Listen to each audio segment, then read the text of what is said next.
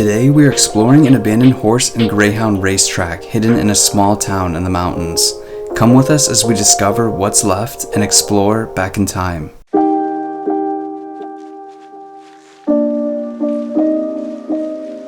Line and they're off. Looks like the early lead goes to Mike Allen. Yes, Mike Allen going for the lead was quite the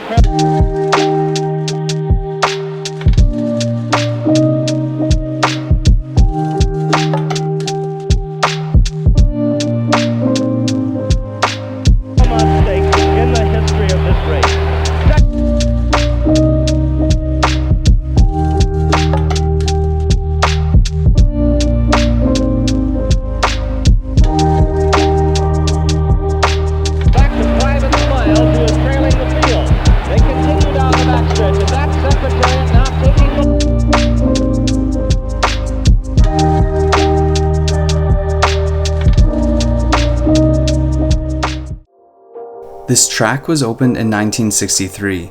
In the early days, this track was used for horse racing only, and they hosted thoroughbred and standardbred horse races. In 1975, they started hosting dog races, specifically greyhounds. The following year, they would discontinue horse racing altogether, as dog racing popularity was on the rise. One of the first things we notice about this place is how open and accessible it is. There was huge openings on all sides of the property. You could basically just walk right through the front door. This is not usually a good thing for a vacant property, and it would soon be its demise, which we will talk more about later.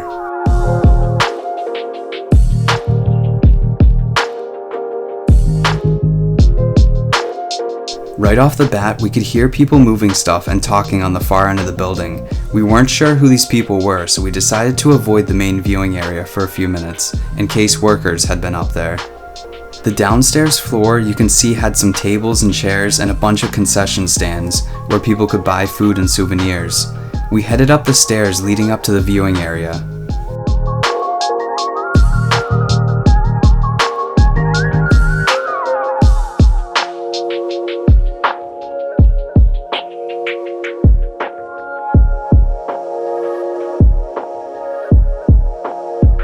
I don't know what it is, but there's just something fascinating to me about rows and rows of empty seats in abandoned places. I guess it just goes to show that even places that were once so popular that thousands of people would come to enjoy can just one day be abandoned and forgotten. On opening day, the racetrack attracted 4,000 excited guests.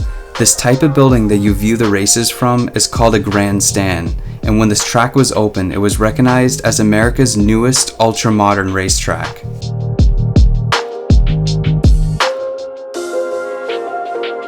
The weird thing about this place is there's actually people working on it.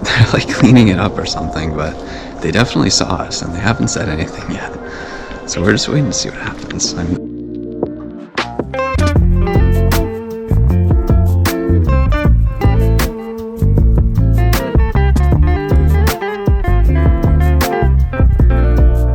An interesting fact about this place is it used to only host races in the afternoon, but because most people would have been working, the crowds were always slim except for weekends.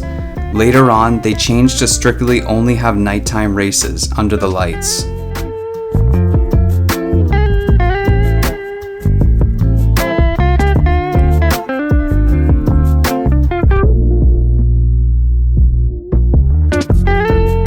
This floor had some really cool old food stands still standing.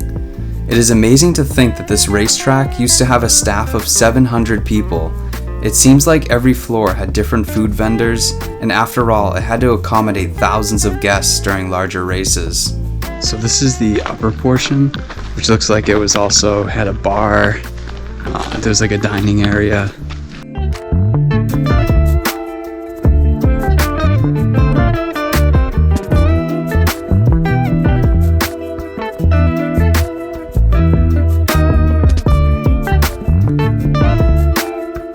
This whole top floor was a huge restaurant that had a viewing area that would have been lined with tables back when it was open. We continued up the tallest part of the grandstand. I'm not entirely sure what this room was. To me, it looks like this is where the spokesperson would spectate the race, but I could be wrong, so let me know in the comments if you know more about this. The rest of this floor was just way too unsafe to continue any further, unfortunately, but it's just not worth the risk.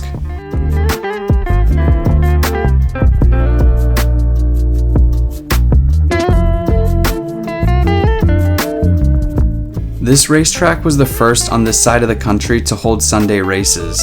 There had been another racetrack just a state over that had been a lot more popular. One of the famous drivers over at the other stadium would come and race here every Sunday due to the larger one being closed, which would generate a lot more traffic to this grandstand.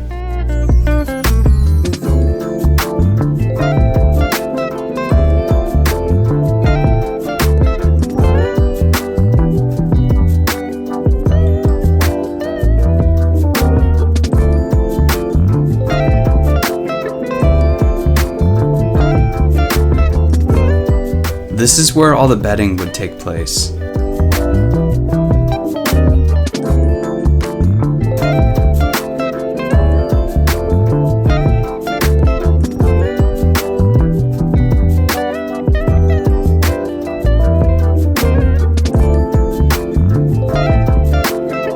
think there wouldn't be a lot to this place, but this place is massive. Around now is when we found out that those people we could hear earlier were just kids with BMX bikes. This explains the loud noises we heard, which we thought were workers moving stuff, but ended up just being some kids utilizing the front stairs to make some ramps.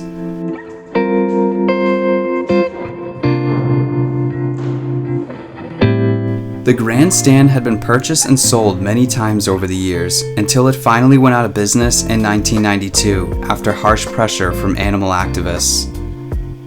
The state then banned the sport entirely in 1995.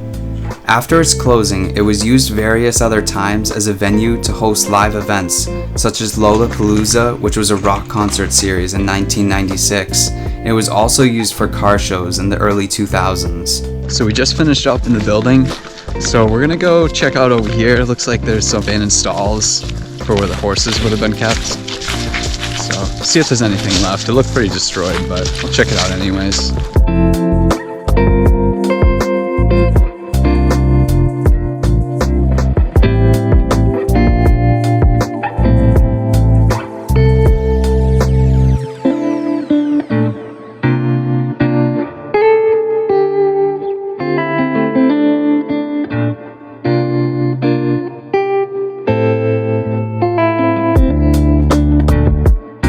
So we just finished up our explore here at the abandoned racetrack. Definitely a really cool explore. We had a lot of fun. It was interesting meeting some other people in there. It looked like they were just biking around and stuff. Thank you guys for watching. I hope you enjoyed the video.